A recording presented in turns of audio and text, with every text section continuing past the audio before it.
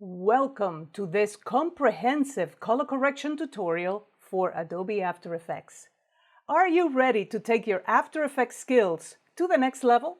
In this video, I'll dive into the world of color correction and show you how to transform your footage from dull and flat to vibrant and captivating.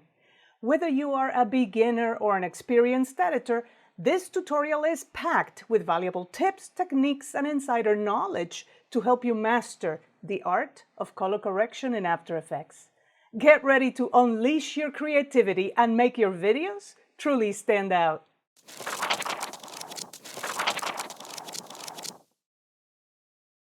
I'd like to start by going over what is color correction. Well, color correction is the process of adjusting and balancing the colors in a video or image to achieve a more accurate and natural representation of the original scene.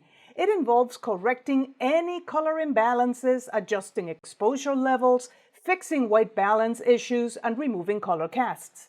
The primary goal of color correction is to ensure that the colors in the footage appear realistic and consistent. Color grading, on the other hand, goes beyond that. It is the creative process of enhancing or altering the colors in a video or image to evoke a specific mood, atmosphere, or style. Color grading allows for artistic expression and can completely transform the look and feel of a visual piece. It involves adjusting the overall color balance, saturation, contrast, highlights, shadows, and applying various color effects or looks to achieve a desired aesthetic. While color correction aims to achieve technical accuracy, color grading adds a creative touch and helps establish the visual tone and narrative of a video or image. Together, color correction and color grading play a crucial role in enhancing the visual quality and storytelling potential of any content. Here in After Effects, I already have a project that I created and I named Color Correction. Let's go ahead and import a couple of video files in here. These files are located in the exercise files that I have provided for download. If you have not downloaded these files, that's fine. The link to download them is in the description of this video, or you can use your own files. So to import some of these files, I'm simply going to double-click here on an empty place here in the project panel. In the video files, I'm going to choose these two, the Pan Hot Springs. Now I'm going to press and hold Control, which is Command on the Mac, and then I'll click on Pan Village. So I want those two clips, Pan Hot Springs and Pan Village. Let's go ahead and click on Import. And now I'm going to create a new sequence for Pan Village. So right-click it here and then choose New Comp from Selection. The next thing that we're going to do is we're going to change the workspace to a workspace of color. For that, we can click here and then choose Color. Or we can go to Window, Workspace, and choose Color. Either way is the same. So what we really want is to have the Lumetri scopes showing here. I'm just going to make them a little bit wider so that we can see it a little bit bigger. Now, inside of the Lumetri scopes, please go ahead and right-click and choose Presets and choose this one, Vectorscope YUV Parade RGB Waveform YC. And this is how I really color correct. I am showing all three of these at the same time. And even though we're a little bit limited in real estate here because I am recording the screen, I think I'm going to leave it like that. Now, we're going to start by using the waveform. And you can right-click and you can change the waveform type from YC to YC no chroma to Luma to RGB. I really like either the YC or the YC no chroma. So either way, notice that it's showing up in green, and not that this matters for this lesson, but it shows up in green because the Luma information is stored on the green channel. Now, let's go ahead and perform some color correction to this clip. For that, I'm going to create 4 different adjustment layers. One is going to be for the adjustment of the luminance and chrominance, one for selective adjustments, one for secondary color correction, and one for color grading. So I'll explain those as I go. So I'm simply going to select the composition, and now I'll go to Layer, New, Adjustment Layer, and now I'm simply going to duplicate this. So Control or Command D duplicates. So that's 2, 3, and 4. I need 4, so here we go. I'm going to rename the first one, select it and press Enter or Return. And I'm going to call this Primary. I'm going to call the second one Selective. The third one I'm going to call Secondary. And finally, the top one I'm going to call Grading. Primary color correction, which is what we're going to do first, adjusts everything in the image. We're going to start with luminance, so we're going to adjust the brightness and contrast. Then we're going to move to chrominance, where we're going to change things like saturation, maybe a little bit of color balance and that sort of thing. Then we're going to move to the selective color correction, which is still part of primary, but we are going to target the individual channels. Then we're going to go to secondary color correction, where we target only parts of the image. So not the whole image, but only parts of it. Finally, we're going to go into color grading in that order. So I'm going to select all of these, and I'm going to add Lumetri Color Correction effects to all of these. So all of them are selected. So now go to Effect, Color Correction, Lumetri Color, and because all of them are selected, all of them get the effect. Now, you can see the effect right here in the Effect Controls panel. I'm going to select Primary, and I'm going to rename the effect so that I never get confused as far as what it is that I am adjusting. So to rename it, select it, press Enter or Return, and I'm going to call this Primary. The second one I'm going to call Selective. The third one I'm going to call Secondary. And finally, I'm going to go to Grading. All right, I'm ready to begin now. Let's go to Primary. And in Primary, we adjust brightness and contrast. So I'm really looking at the Waveform Monitor. All right, I'm looking at this bottom scope. And this is how this scope works. There are numbers on the left and the right. The numbers on the left signify luma values. The numbers on the right signify RGB values. Yes, we are clamping the signal, and we are on an 8-bit per channel. And things would be different if you're not clamping the signal, if you're working with super blacks and super whites and all that.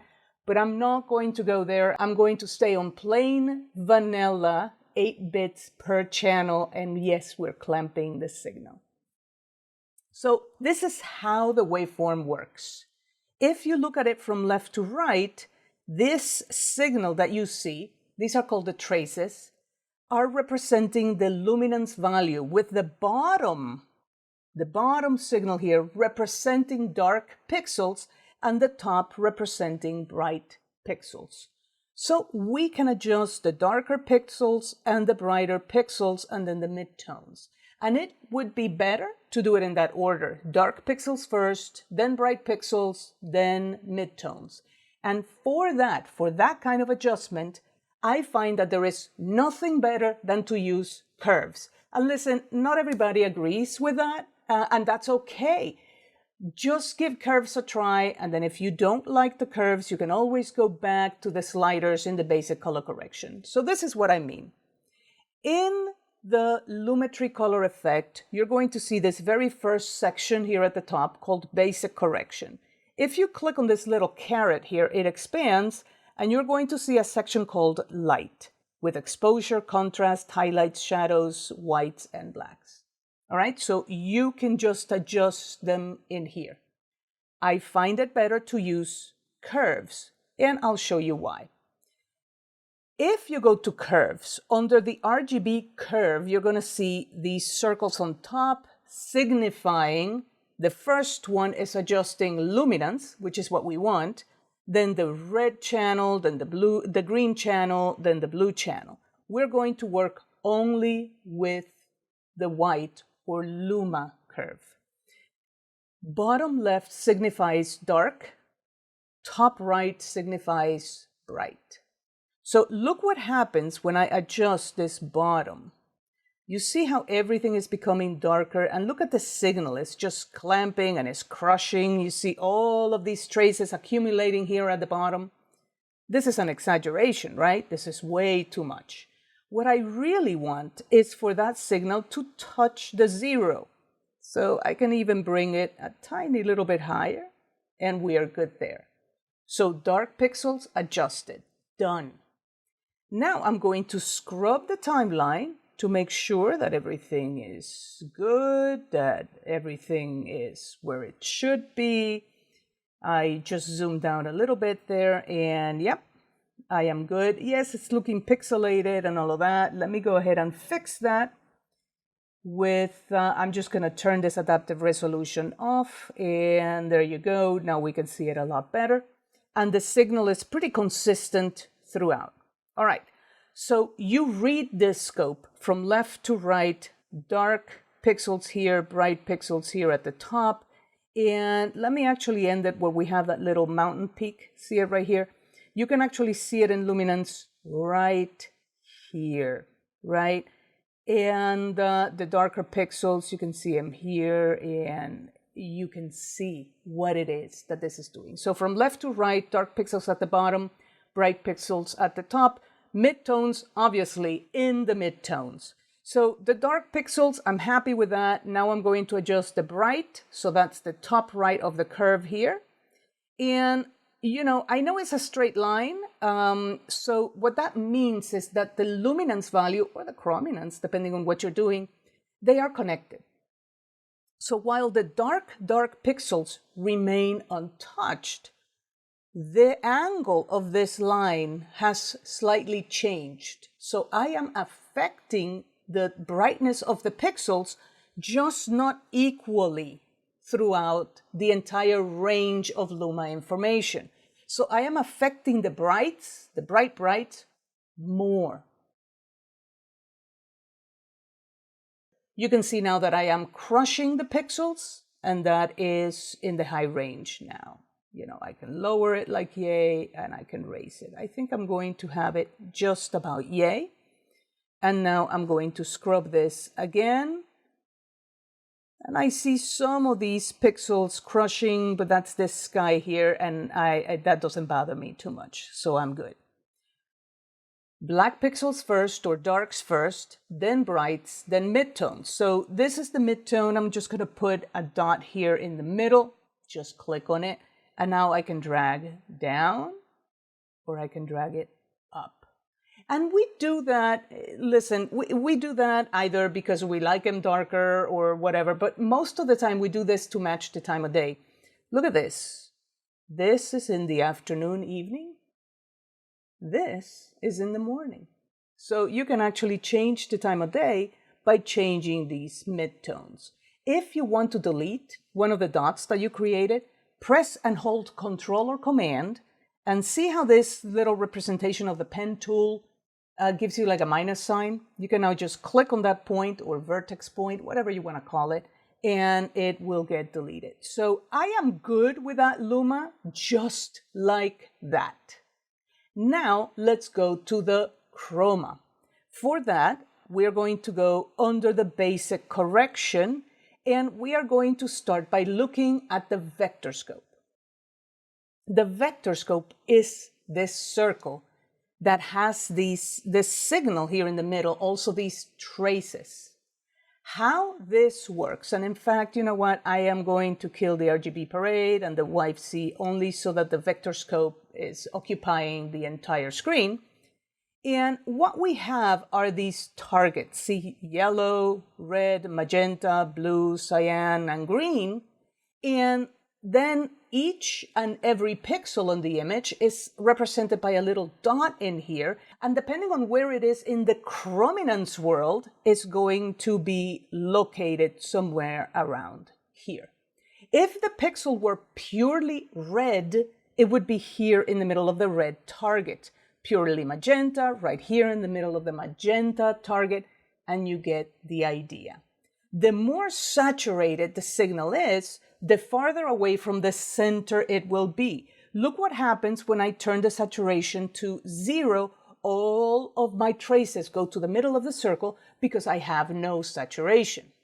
Now, you will also see that there are lines connecting the targets. Our traces should not go outside of the perimeter formed by these lines. And some people may say that this is antiquated, that we no longer follow this.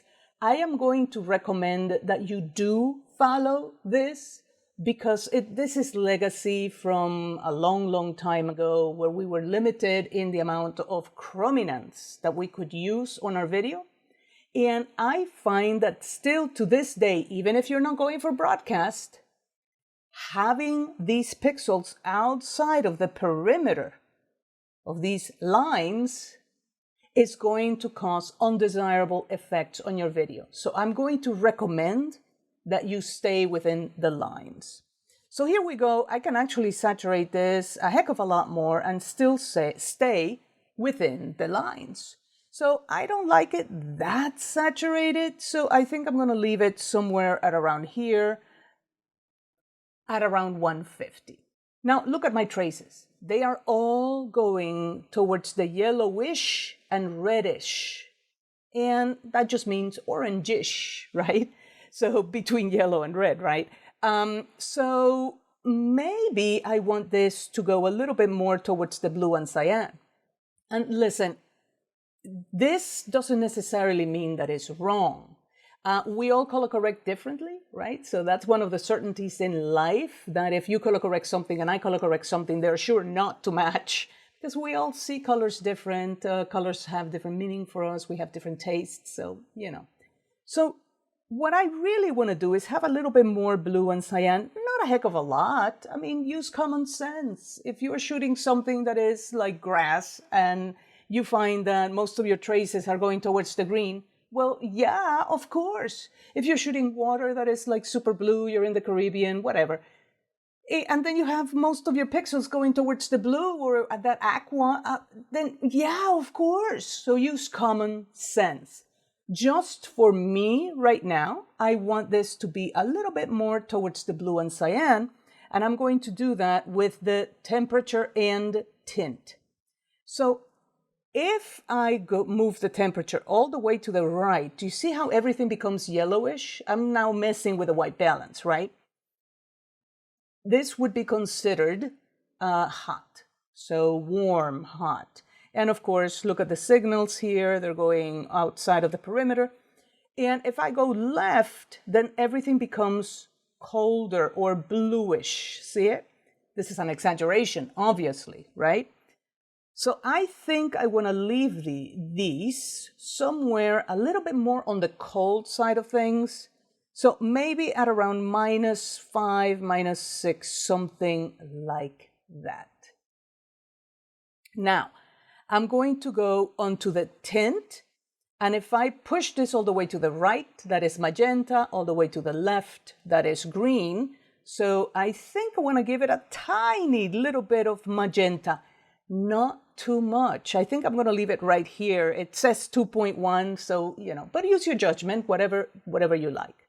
So I can now look at my before and after by clicking on this FX. So before, after, and I think I am liking the after better. So that was my primary. Now I'm going to go to my selective. And listen, most of the time people don't add a second adjustment layer or a second Lumetri effect to do this. I just like to separate them, but it's neither here nor there. This is still part of primary. So I'm going to right click here and I'm going to watch or see the Parade RGB. And now I'm going to hide the Vectorscope. So the Parade RGB is showing us all three of the channels, red, green, and blue, and their intensity in the shadows here at the bottom, midtones in the middle, and of course highlights here at the top. And what we want while watching these is to achieve some kind of a balance in between all three of our channels. And it doesn't mean that we want our three channels to be identical. If they were identical, we have a grayscale image. So we don't want them to be identical. We just want to have a little bit of a color balance, of course, using common sense. All right, so let's go ahead and start with the red channel. Just click on the red button here, and let's look at the signal. Here on top, it looks good. In the middle, it looks good. And at the bottom, it looks good. But look how it's lower than green. So I want to target only this part of the red channel. So from between 20 till about 40. And I can do that with curves. If the bottom left is 0 and the top right is 100, the middle is 50, then this is 25. And I want to target between 20 and 40, so I'm going to put a dot here and another dot here. And close enough is close enough. And now I can simply put a dot in the middle and bring that down. Look how it brings the other signal up, so I can clamp it by doing yay. And now this signal, I'm just going to bring it up a little bit more. See it down here? Much more similar to the green channel. And this is what I mean with curves. You can just target that tiny little bit. Now, let's go to the green channel and look at this here and look at this here. I'm going to raise this up a little bit, and this is at around 45, so I'm going to put a dot at around 45, and I'm just going to bring it up like yay. And you can always enable and disable the effect. See how it just gives it a little bit more greenish? If you don't like it, don't do it. That's fine. I think that the reddish is fine as well. So I'm going to enable the effect again, and now let's talk to the blue channel. And you can see it on top here. Let's lower this top a little bit, only a tiny little bit. And now let's bring the bottom up. So at around 25 or so, I'm just going to bring that up a little bit. And again, you can turn it on and off to see if you like it. I'm giving it just a little bit more of a cyan look here in the water. And of course, this is still part of primary, so it's affecting all of the pixels. All right, now it's time to go to secondary. In secondary color correction, I can just select, say, a range of colors, and I can be very particular about what it is that I select. So for that, we can go to HSL secondary, right? And let's go to key and let's set the color. So see these eyedroppers? I'm actually going to affect the color of this building. So I'm going to go ahead and click on this first eyedropper and then click on the color of the building. And now I'm going to show the mask. See it right here? It's doing a pretty good job. I actually like the white and black. And I can now add to the color, right? So I can add more to the color. I can select here and I can now still show the mask. Oh, it's much, much better, right? So I can keep on adding to the color, but actually this is pretty good. I'm going to refine it by blurring it a little bit so that there is no harsh edges with this mask. Because what's going to happen is that I'm going to color correct whatever is showing as white here, I'm going to affect. And whatever is showing as black, I will not affect. So I'm just going to blur it a tiny little bit so that there is a smoother transition in between what is affected and what is not affected. All right, so the key is done. Now I'm not going to show the mask anymore, but it is selected. And now I'm going to go to the correction. And I can choose to go to the color wheels and affect it like that. Look at this. See how this is luminance? I can make it darker. I can leave it where it is. Look at the RGB parade, right?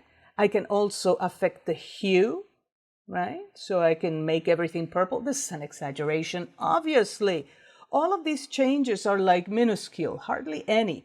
And what I really want is for this to be more on the greenish side of things. And by the way, if you double click the center here, you reset it. So I just want to go a little bit more on the greenish and a little bit darker.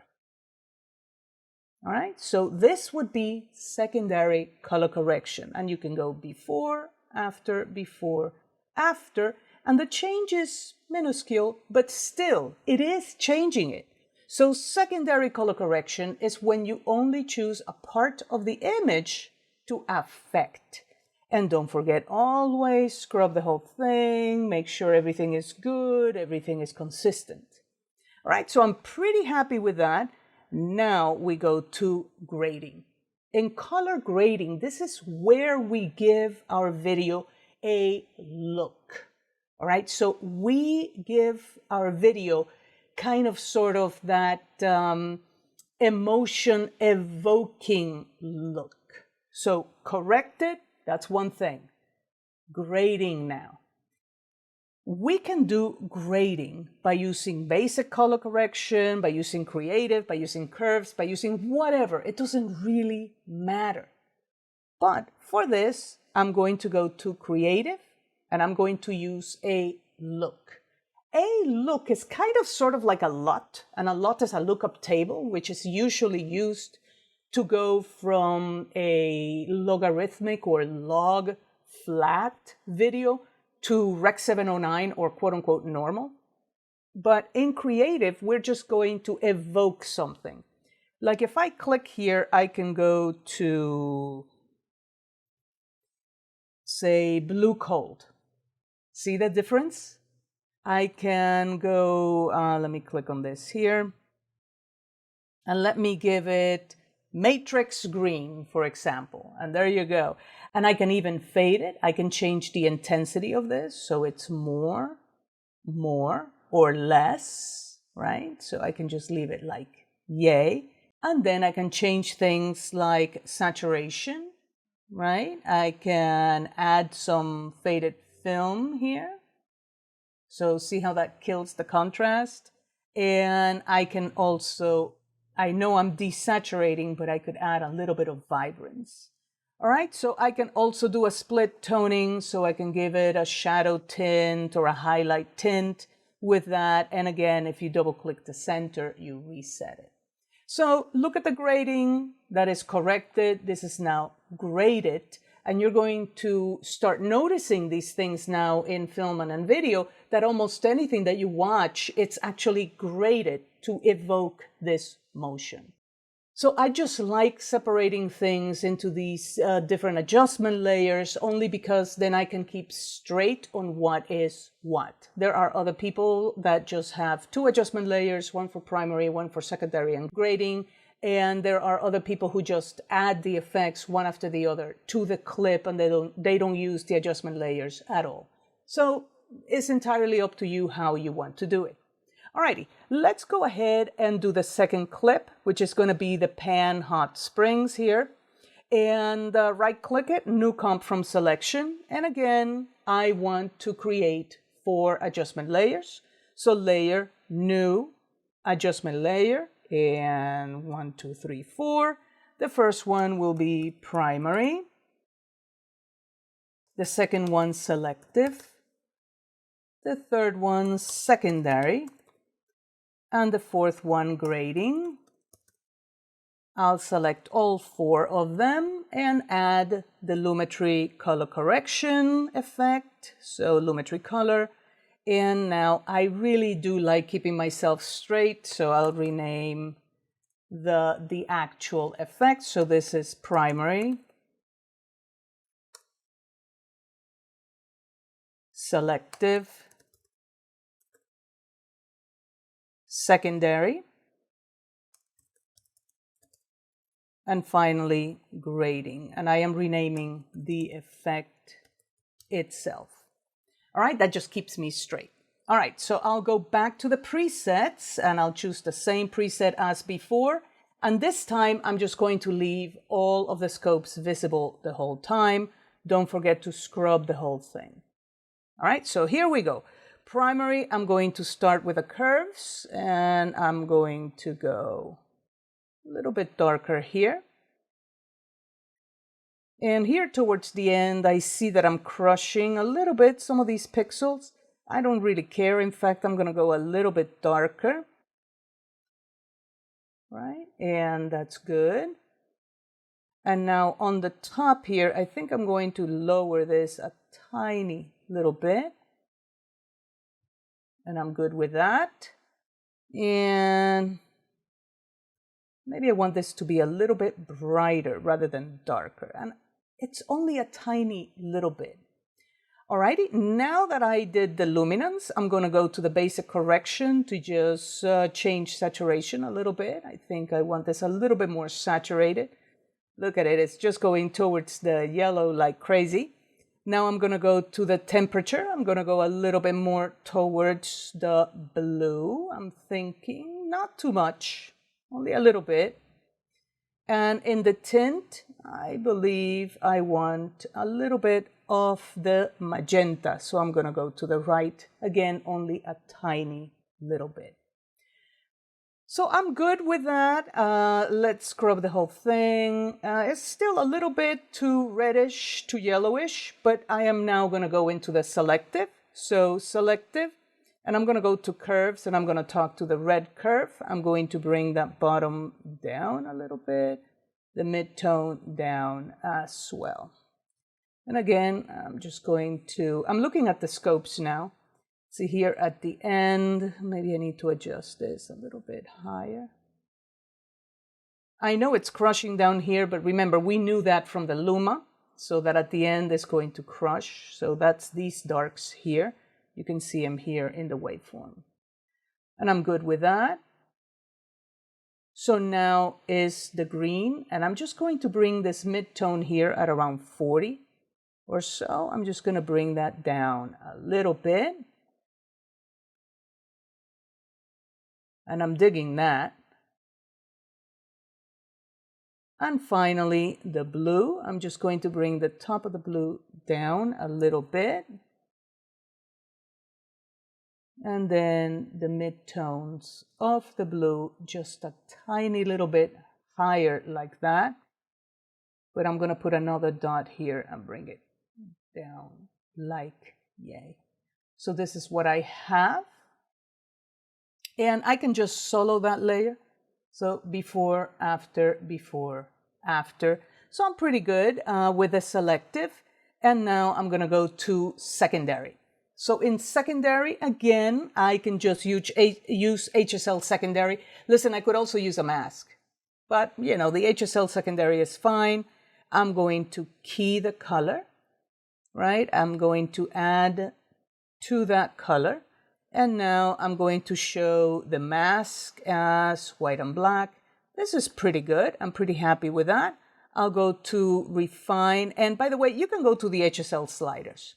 So you can actually just move these like yay so that you can select more or less. See it? And now I'm simply just going to refine. So I'm just going to blur this a tiny little bit. Now I'm not going to show the mask, and now I can go to correction. I like the color wheels, and I can simply change the hue now of the actual reddish rock. I'm also going to desaturate that a tiny little bit, and it almost looks like I'm color grading it, isn't it? Doesn't it? So I'm actually digging that, and now let's just look at the entire clip, and I'm cool with that. All right, finally we go to grading. So again, this is something that is just going to evoke an emotion, and I'm not going to spend too long here. I'm just going to go to creative. You don't have to go to creative. You can just do it, you know. And so I'm going to go to the look here. I'm going to go to, say, blue eyes. Or I'm going to go to bleach. Bleach. That's pretty good. Like for a horror flick or something.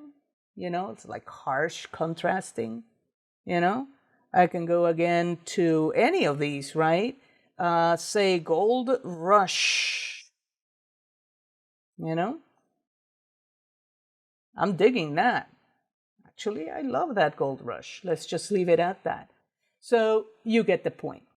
So now let's talk about what a LUT is. A LUT stands for lookup table, and it's usually what one uses to convert a logarithmic or log or flat video into quote-unquote normal video or Rec 709.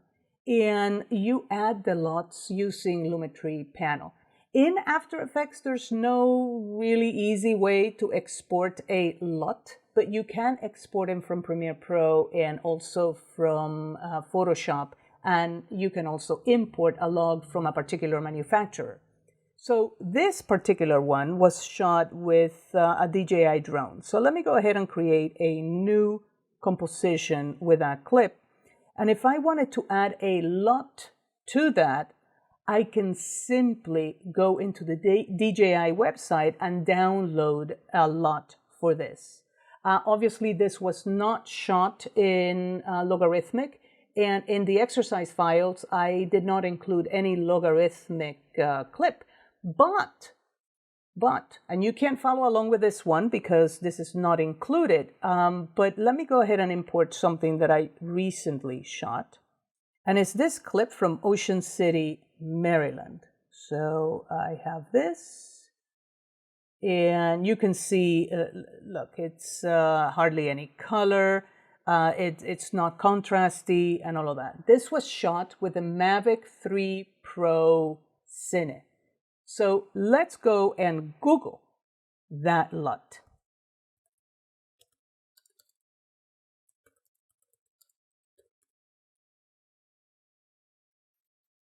You can buy them, and you can also go directly to the DJI website. So I'm just going to go there, and I'm going to download it for Windows because I'm using my Dell laptop. So I'm just going to go ahead and download this cube, and I'll put it on the desktop.